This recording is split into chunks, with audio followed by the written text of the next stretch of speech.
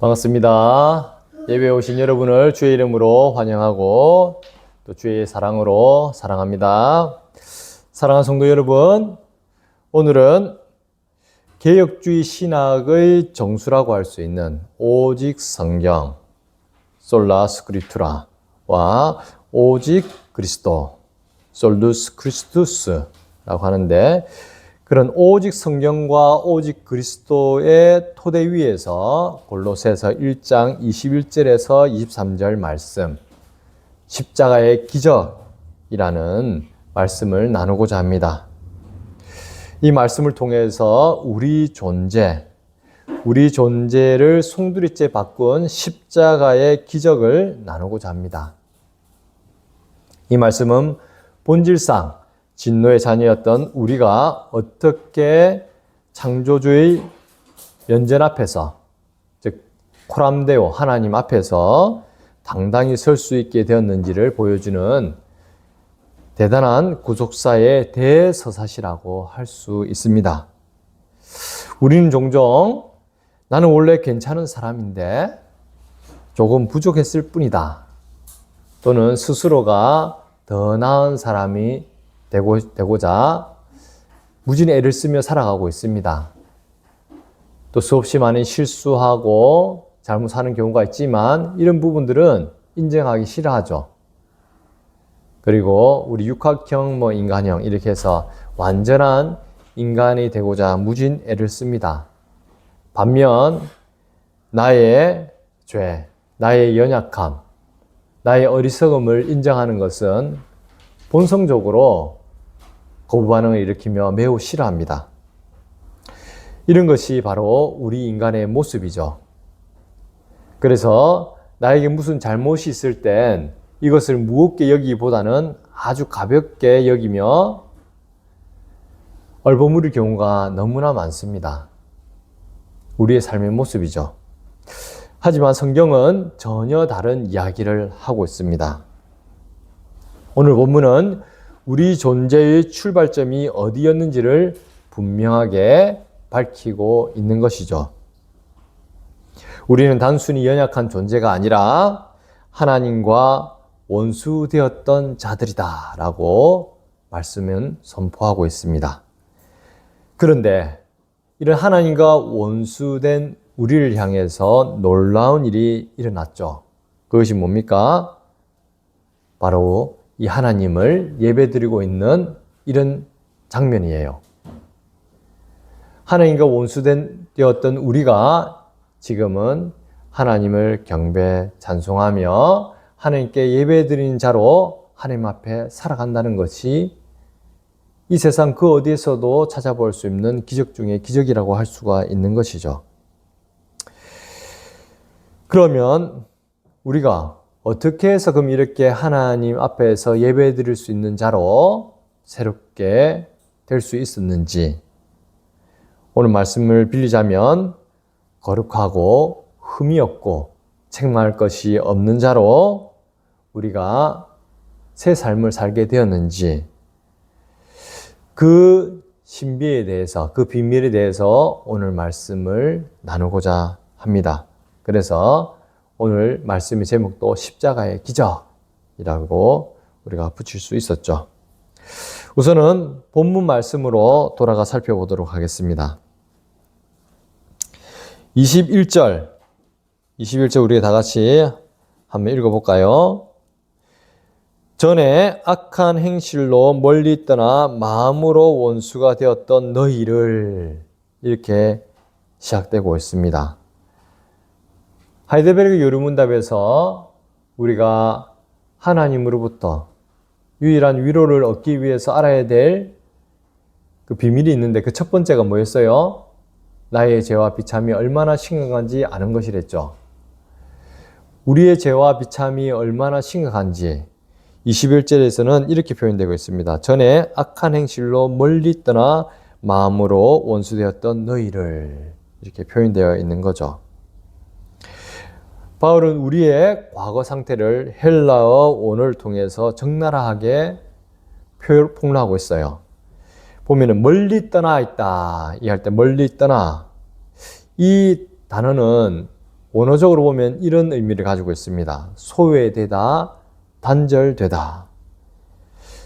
이제 완료 수동태 분사 형태로 되어 있는데 소외되어졌고 단절되어진 상태를 이야기하고 있어요. 멀리 떠나 이 말이.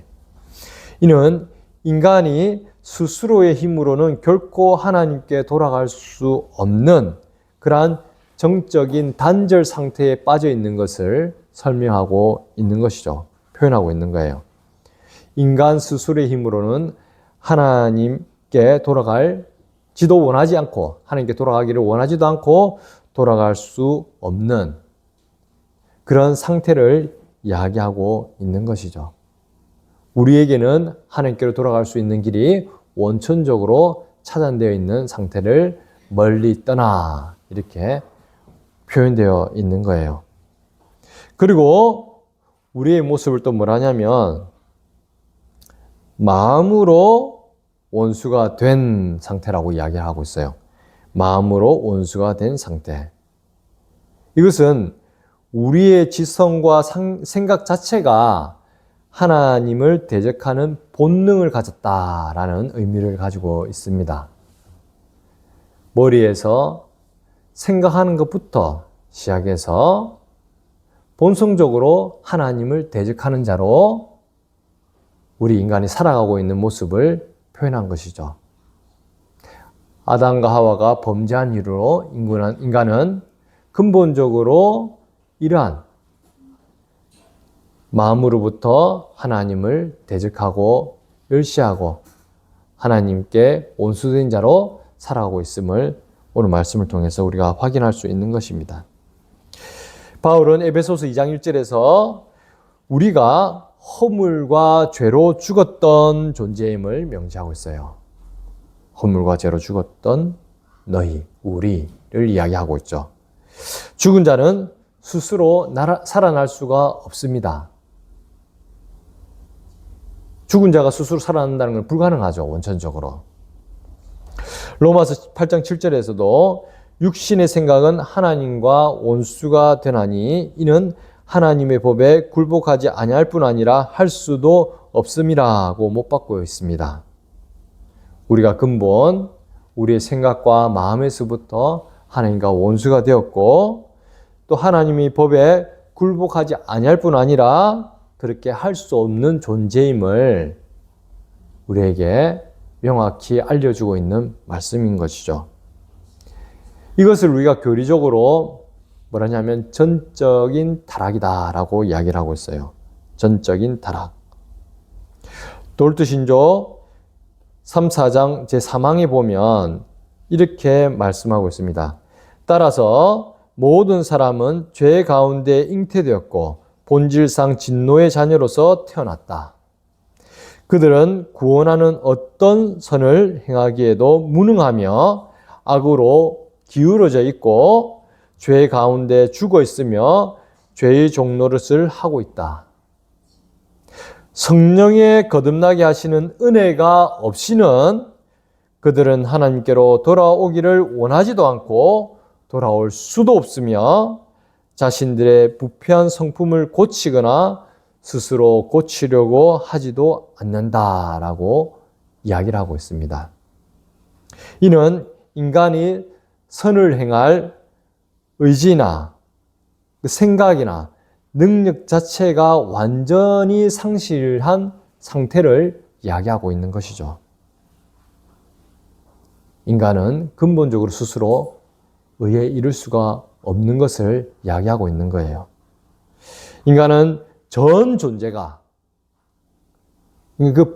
원래 존재 자체가 하나님을 떠나 죄 아래에 있을 뿐만 아니라 그 어떤 선도 행할 능력이 없음을 오늘 말씀뿐만 아니라 우리 하나님께서 규정한 신앙의 유산 가운데서도 명확하게 일깨워주고 있는 것이죠.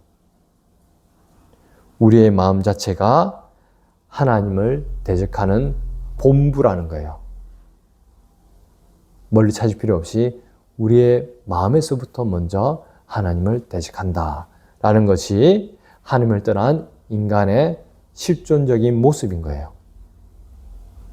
그런데 이런 죄와 비참이 심각한 우리에게 놀라운 일이 일어났습니다. 그것이 바로 이 원수되었던, 하나님의 원수되었던 우리가 하나님 앞에서 거룩하고 흠없고 책망받을 일이 없는 자로 서 있다는 사실이에요. 그렇기 때문에 우리가 지금 이렇게 하나님께 예배 드릴 수 있는 것이죠. 이것이 바로 뭐냐? 십자가의 기적이라고 우리가 말을 할 수 있는 것입니다. 22절을 볼까요? 22절에는 이렇게 말씀하고 있습니다. 이제는 그의 육체의 죽음으로 말미암아 화목하게 하사 너희를 거룩하고 흠없고 책망할 것이 없는 자로 그 앞에 세우고자 하셨으니 이제는 그의 육체의 죽음으로 말미암아 화목하게 하사. 하나님은 우리와 하나님 사이에 이 절망적인 단절을 해결하기 위해서 육체의 죽음, 예수 그리스도의 그 육체의 죽음이라는 기적을 사용하셨다는 거예요. 십자가에서 나의 모든 죄를 대신 사는 이 놀라운 사건이 있었다는 거죠. 이 말씀은 막연한 신앙 고백이 아니라 교회가 역사 속에서 고백해온 분명한 교리적 토대 위에 서 있습니다. 왜 성자 하나님은 반드시 육체로 죽으셔야 했나? 이 질문에 대해서 우리 신앙의 선배들은 하나님의 은혜 가운데 이렇게 정리를 하고 있습니다. 왜 예수님은 이 땅에 인간으로 오셨고 또 인간으로서 십자가에서 육체의 죽음을 당하셔야 했는가? 왜 그렇게 해야 됐는가? 그 첫 번째는 대표성 때문입니다. 대표성. 하이델베르그 요리문답 제16문은 하나님의 공의는 죄를 범한 인간 본성 안에서 죄값을 치르기를 요구하기 때문이라고 답하고 있죠. 히브리서 2장 14절 15절에서는 자녀들은 혈과 육에 속하였음에 그도 또한 같은 모양으로 혈과 육을 함께 지니심은 그 다음에 나옵니다. 죽음을 통하여 죽음의 세력을 잡은 자, 곧 마귀를 멸하시며 또 죽기를 무서워함으로 한평생 매여 종노릇하는 모든 자들을 놓아주려 하심이니라고 이렇게 말씀하고 있습니다. 우리의 신앙 고백과 이 말씀처럼 예수님은 우리를 대표하시기 위해서 친히 우리 인간으로 이 땅에 오셔야만 했던 거예요. 이런 육체가 없이는 우리가 우리의 대표가 되실 수 없었다는 것이죠. 그리고 예수님이 왜 육체의 죽음을 당하셨는가? 두 번째로는 뭐냐면 이 육체의 죽음은 우리를 대표함으로 말미암아 대속적인 죽음을 이루기 위해서인 거죠. 벨지 신앙고백서 제20조는 이렇게 말씀하고 있습니다. 하나님께서 우리 본성 안에서 죄값을 담당하게 하셨다. 하나님께서 우리 본성 안에서 죄값을 담당하게 하셨다. 히브리서 9장 22절은 피 흘림이 없은즉 사함이 없느니라는 원칙을 선포하고 있어요. 피 흘림이 없은즉 사함이 없다. 반드시 죄의 대가로 피 흘림이 있어야 된다는 거죠. 로마서 6장 23절은 죄의 삭은 사망이다 라고 우리에게 선포하고 있죠. 이것이 바로 하나님의 공의입니다. 공의. 이러한 하나님의 공의를 충족시키기 위해서 예수님은 육체의 죽음을 당하셔야 됐고 나아가서는 이런 인간으로 오셔야만 했던 거예요. 이런 인간으로서 육체의 죽음이 없어서는 우리에게 속죄도 없었단 말이죠. 우리가 완전하게 그리고 단번에 속죄를 받기 위해서는 반드시 예수님은 하나님이시지만 인간으로, 완전한 인간으로 이 땅에 오셔야 됐고 육체의 죽음을 당하셔야만 했다 이 말인 거죠. 그리고 예수님이 왜 또 육체의 죽음을 당하셔야 했는가? 세 번째는 순종의 의 때문입니다. 웨스트민스터 신앙고백 제8장 4항에 따르면은 그리스도는 율법 아래에 나셔서 그것을 완전하게 순종하셨다라고 고백하고 있어요. 갈라디아서 4장 4절과 로마서 5장 19절의 증언대로 한 사람의 순종으로 우리가 의인이 되기 위해 주님은 육체로 모든 율법을 지키셨다라고 말씀하고 있죠. 한 사람의 순종으로 우리가 의인이 되기 위해서 예수님은 육체로 모든 율법을 지키셨다. 즉 순종의 의를 이루기 위해서 예수님은 육체의 죽음을 당하실 수밖에 없었다는 거죠. 육체 없이는, 예수님의 그 육체 없이는 우리에게 전가될 순종의 의도 없다는 거예요. 그렇기 때문에 예수님은 친히 이 땅에 인간으로 오셔야 됐고 또 온전히 하나님의 뜻에 순종하여서 완전한 의를 이룰 수밖에 없었다라는 것이죠. 그리고 그 의가 우리에게도 그대로 전가될 수 있는 그런 은혜를 입게 되었죠. 그리고 네 번째로는 예수님이 왜 육체로 죽으셔야 했는가? 그는 바로 중보 사역 때문입니다. 우리와 하나님을 있게 해준 이 중보 사역 때문에 육체의 죽음을 당하셔야만 했다는 거예요. 웨스트민스터 대유리문답 제38문은 이렇게 말씀하고 있습니다. 중보자는 하나님과 사람 사이에 서기 위해서 두 본성을 가져야 한다.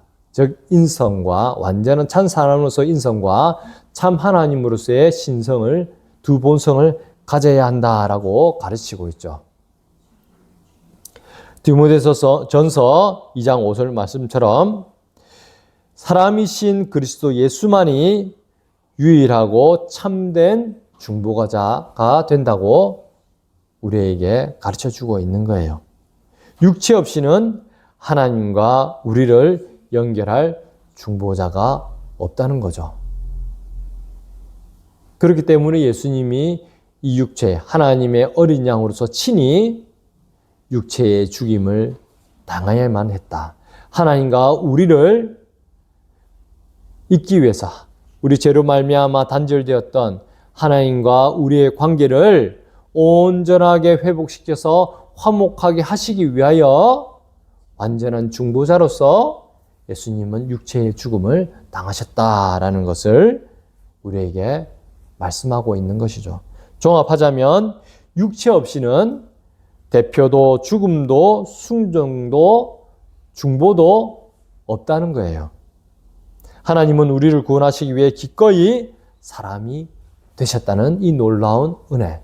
그리고 나아가서는 당신의 목숨까지도 아낌없이 십자가에 내놓으신 이 육체의 죽음. 이것이 바로 우리에게 놀라운 십자가의 기적을 일으키는 그런 원동력이 된다는 거예요. 그 결과 우리는 거룩하고 흠없고 책망할 것이 없는 그러한 하나님께서 기뻐하시는 자로 세워질 수 있었던 거죠. 하이델베르그 요리문답 60문의 고백처럼 나의 공로가 아닌 오직 그리스도의 의가 전가되어 우리는 하늘의 법정에서 무죄를 선고받을 수 있었던 거예요. 그래서 보면 22절 우리가 하반절에 보면 이렇게 돼 있죠. 어떻게 해요? 너희를 거룩하고 흠없고 책망할 것이 없는 자로 그 앞에 세우고자 하셨으니. 육체의 죽음에 그 십자가의 기적을 통해서 거룩하고 흠없고 책망할 것이 없는 자로 하나님 앞에 세워졌다는 것이죠. 바울은 이 말이 뭐냐면 제사 용어와 법적 용어로 표현되어 있는 거거든요. 바울이 쓴 이 용어는. 보면 거룩하다. 여러분 잘 아시는 것처럼 하나님께 속한 자로서 구별되었다. 이 말이죠. 구별되어진 존재. 그리고 이것은 뭐냐면 우리의 삶이 하나님께 바쳐지는 산제물로 하나님께 드려지는 존재가 되었다라는 것을 이야기하고 있는 것이죠. 그리고 흠없고도 마찬가지로 구약의 제물처럼 결함이 없는 그 상태를 이야기하고 있는 것이죠. 즉 죄가 없는 그러한 온전한 상태를 흠없고라고 표현하고 있는 것입니다. 그리고 책망할 것이 없다. 이것은 뭐냐면 법정에서 그 누구도 고소할 수 없는 완벽한 무죄 상태를 이야기하고 있어요. 책망할 것이 없다는 것은 뭐라고요? 법정에서 그 누구도 고소할 수 없는 완벽한 무죄 상태를 이야기하고 있다. 이것은 단순히 우리의 도덕적 수준이 완벽해졌다고 말하는 것이 아닙니다. 이것은 그리스도의 의가 완전하게 우리에게 전가되었음을 이야기하고 있는 말씀인 것이죠. 에베소서 1장 4절에서는 창세전에 우리를 거룩하고 흠이 없게 하시려고 택하셨다고 말씀하고 있습니다. 하나님이 창세전부터 우리를 택하신 이유가 거룩하고 흠이 없게 하시려고. 이것이 가능한 이유는 고린도후서 5장 21절 말씀처럼 하나님이 죄를 알지도 못하신 즉 예수 그리스도를 우리를 대신하여 죄로 삼으신 것은 우리로 하여금 그 안에서 하나님의 의가 되게 하려 하심이니,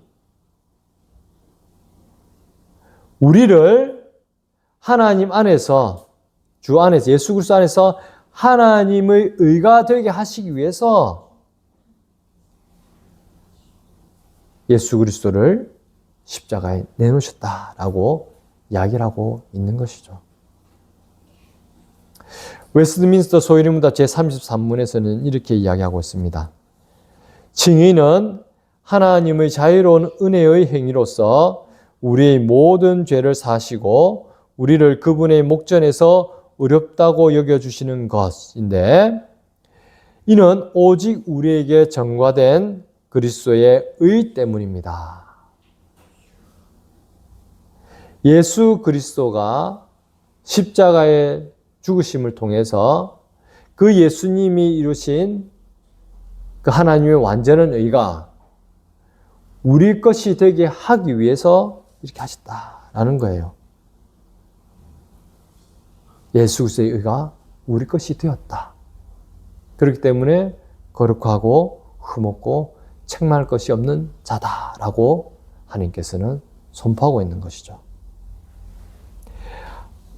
앞서 이야기처럼 하이델베르크 요리문답 60문의 고백처럼 나의 공로가 아닌 오직 그리스도의 만족하심과 의가 나의 것으로 간주되고, 하나님은 나를 보실 때 마치 내가 죄를 단 한 번도 짓지 않는 자처럼 대해준다는 거예요. 우리는 내 공로가 아니라 오직 그리스도의 의가 우리에게 전가되었기 때문에 의롭다함을 받았다라고 지속적으로 이야기하고 있는 것이죠. 우리는 변화되었기 때문에 의로운 것이 아니라 의롭다함을 받았기 때문에 이제 변화의 길, 즉 성화의 길을 걷게 된다라고 이야기하고 있는 것입니다. 그래서 23절에서는 이렇게 이야기를 하고 있습니다. 23절에서는 만일 너희가 믿음에 거하고 터 위에 굳게 서서 너희들은 복음의 소망에서 흔들리지 아니하면 그리하리라. 여기서 보면 만일 이렇게 하니까 단순히 이게 무슨 구원의 조건을 제시한 것처럼 들릴 수가 있잖아요. 근데 이 말은 그런 구원의 조건을 제시하는 것이 아니라 참된 구원을 받은 자에게 나타나는 필연적인 특징을 설명하는 말씀이에요, 이게. 뭐라고요? 참된 구원을 받은 자에게 나타나는 필연적인 특징을 이야기하는 것이다. 이것을 우리는 또 다른 말로 성도의 견인이라고 말을 하고 있죠. 우선은 원어적으로 우리가 살펴보면 만일 너희가 거한다면, 만일 뭐뭐 한다면, 이것이 원어로 보면은 에이게 이렇게 되거든요. 에이게 이렇게 이어지는데, 이것은 뭐냐면 참으로 뭐뭐이라면, 확실히 뭐뭐 한다면, 이런 의미가 있는데, 다른 말로 하면은 단순히 그냥 조건문이 아니라 확신을 전제한 조건이라는 거죠. 확신을 전제. 너는 이렇다라는 것을 전제한 조건이 있는 거예요. 이미 너희는 어떻다고요? 믿음에 거하고 터 위에 굳게 선. 그래서 복음의 소망에서 흔들리지 아니한 그 상태에 있는 것을 전제를 하고 이 말을 하고 있는 거예요. 왜냐?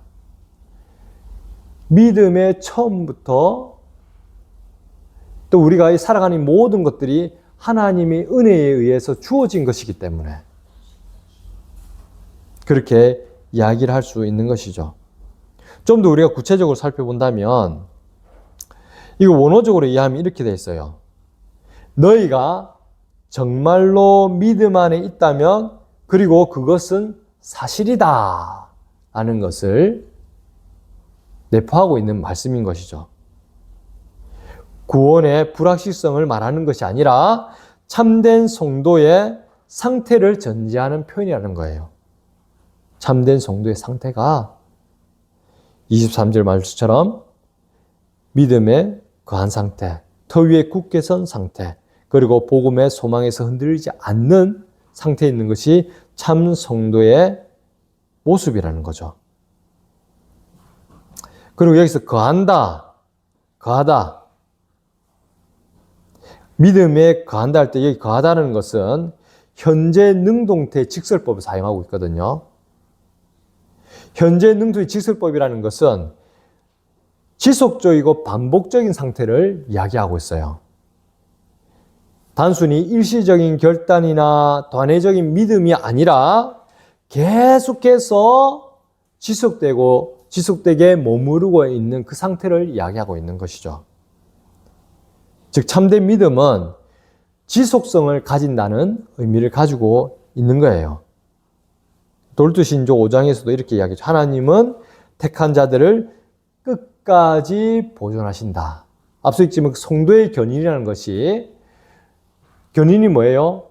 참고 인내하는 거잖아요.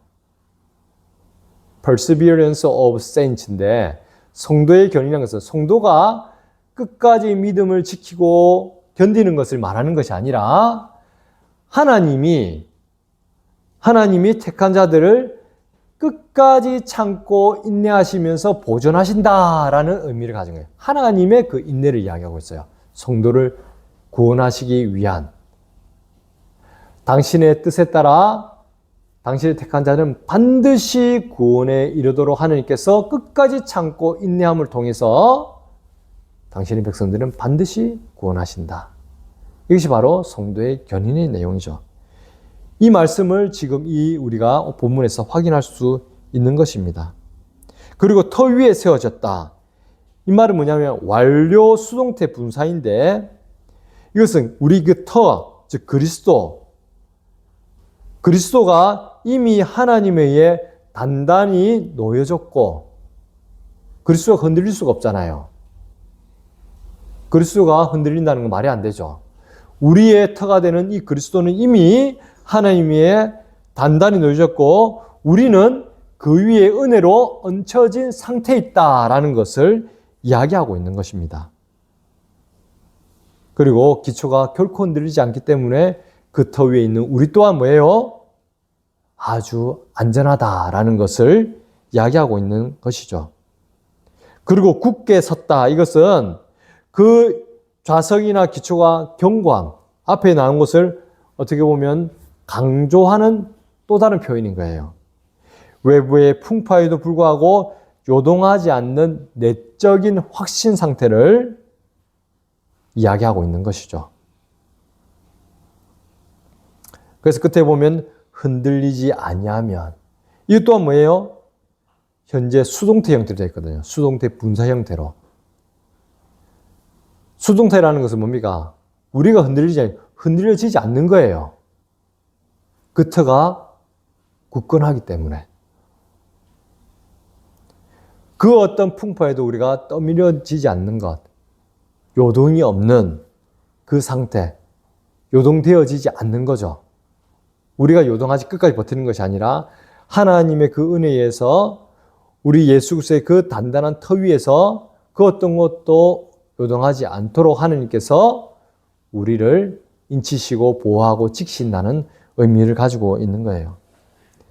당시 골로새 교회도 잘 아시겠지만 그런 헬라 철학들과 이단 사상으로부터 여러 가지 풍파를 받고 있었거든요. 하지만 이 복음의 소망 가운데 하나님께서 결코 흔들리지 않도록 굳건하게 붙드신 것을 이야기하고 있는 거죠. 그렇기 때문에 우리 이 말씀이 오늘 우리에게도 그대로 적용되어질 수 있는 것이죠. 전체적으로 보면 이거는 우리가 스스로의 힘으로 견디는 것이 아니라는 거예요. 성도의 견인, 신자들이 자기 자신의 힘으로는 견딜 수 없으나 하나님은 신실하시기에 우리를 끝까지 보존하신다 라는 그런 도르트 신조의 고백이 그대로 적용된 말씀이다 라는 거예요. 또한 요한복음 8장 31절의 말씀처럼 우리가 주님의 말씀에 거하는 것은 우리가 하나님의 은혜에 붙들려 있다는 가장 강력한 그런 증거가 되는 말씀이라고 우리가 생각할 수 있는 것이죠. 십자가는 단순히 2000년 전의 과거 사건이 아닙니다. 십자가는 우주적인 반전이 일어난 그런 기적의 사건으로서 오늘 우리에게도 동일하게 적용되고 있는 사실이고 그리고 그러한 능력이 있는 것이죠. 하나님과 원수를 되었던 우리를 이제는 하나님과 친밀한 부자 관계로 회복시키고 그리고 정죄받던 그런 진노의 자녀에서 이제는 하나님께서 영원한 의롭다. 예수님의 그 영원한 의를 전가받은 자로서 우리를 의롭다 하시는 거고 또 나아가서는 죄와 사망의 권세 아래 영원한 죽음을 맛볼 수밖에 없었던 우리가 이제는 영생으로 예수 그리스도의 그 부활 생명을 받은 것으로 존재 자체가 바뀐 것이죠. 나아가서는 고린도후서 5장 17절처럼 누구든지 그리스도 안에 있으면 새로운 피조물이라. 누구든지 그리스도 안에 있으면 새로운 피조물이라. 십자가는 단순한 죄의 용서를 넘어서 타락한 옛 세상을 끝내고 하나님의 통치가 임하는 그 하나님 나라의 새 창조가 시작되었음을 알리는 그런 말씀이 오늘 말씀인 거예요. 그러면 이렇게 값비싼 십자가의 기적, 즉 구원을 받은 우리는 이제 어떻게 살아가야 되는가? 여기에 대해서 4가지로 이야기하고 싶습니다. 첫 번째는 우리의 정체성을 새로운 피조물 된 하나님의 자녀된 그리스도의 상속된 우리의 정체성을 더욱더 확고해야 된다는 거죠. 우리는 더 이상 죄인이 아니라 의롭다함을 받은 자입니다. 고린도후서 말씀처럼 새로운 피조물이라는 거죠. 사탄의 끊임없는 과거의 죄로 사탄은 끊임없이 우리를 갖다 과거의 죄로 계속해서 고소하지만 십자가는 우리를 더 이상 책망할 것이 없는 자로 선포하고 있는 거예요. 죄책감에 눌려 살지 말고 의롭다함을 받은 자답게 당당하게 은혜의 보좌로 나아가는 하나님 앞에서 당당히 살아가는 우리라는 것이죠. 그렇게 살아가야 된다는 거예요. 그리고 두 번째로는 교회의 지체로 살아가야 됩니다. 신앙은 개인주의가 아닙니다. 고린도전서 12장 27절처럼 우리는 그리스도의 몸이요 지체의 각 부분이다 라는 것을 명심하셔야 되는 거죠. 교회는 서비스를 소비하는 곳이 아니라 함께 울고 웃으며 그리스도의 몸을 세워가는 신령한 공동체라는 거예요. 벨지 신앙고백서 28조, 요즘 우리 배우고 있죠. 처럼 모든 성도는 참된 교회에 속하여 서로를 세워가며 예수 그리스도를 삶의 근본으로 삼아야 한다는 거예요. 명심하시기 바랍니다. 그리고 나아가서는 세 번째로 부활 생명으로 으뜸이신 예수 그리스도를 따라가야 된다는 겁니다. 죽음에서 부활하신 예수의 생명을 받은 자로서 모든 영역에서 그리스도를 으뜸으로 삼고 직장이나 가정이나 또 우리가 쓰는 물질이나 그 모든 것에서 주인은 그리스도다라는 것을 고백하고 그에 합당한 삶을 살아가야 된다는 겁니다. 그리고 그리스도를 나의 주로 그리스도의 통치를 받는 그러한 삶을 살아가야 된다는 거죠. 그리고 끝으로 복음의 일꾼으로 헌신해야 된다는 거죠. 복음의 일꾼으로 헌신한다. 골로새서 1장 23절 끝에 보면 바울은 자신을 복음의 일꾼으로 칭하고 있어요.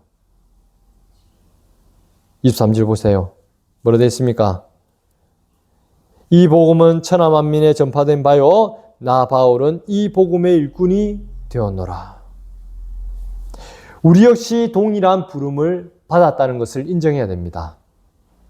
바울이 자신을 복음의 일꾼이라 고백한 것처럼 우리도 이 기적의 소식을 전파하는 사명을 받았다는 거예요. 하나님 나라를 살아가는 성도로서 하나님이 기뻐하시는 삶의 뜻을 우리 삶의 현장에서 드러내고 하나님 나라를 증거하는 일꾼으로 헌신하시기 바랍니다. 사랑하는 성도 여러분, 끝을 맺겠습니다. 우리는 근본적으로 하나님의 원수였고 죽은 자였으며 심판 아래 있었습니다. 그러나 이제 우리는 하나님 앞에 그 십자가의 기적으로 말미암아 거룩하고 흠없고 책망받을 것이 없는 자로 서 있음을 기억하시기 바랍니다. 십자가는 과거의 사건이 아니라 오늘 우리를 새롭게 창조하시는 지금 현재에도 역사하는 하나님의 능력이라는 것을 기억하시기 바랍니다. 이 완결적 승리를 믿으며 복음의 소망에서 흔들리지 않고 하나님 나라의 백성답게 당당하게 승리하는 성도가 되시기를 주님의 이름으로 축원하겠습니다. 기도하겠습니다.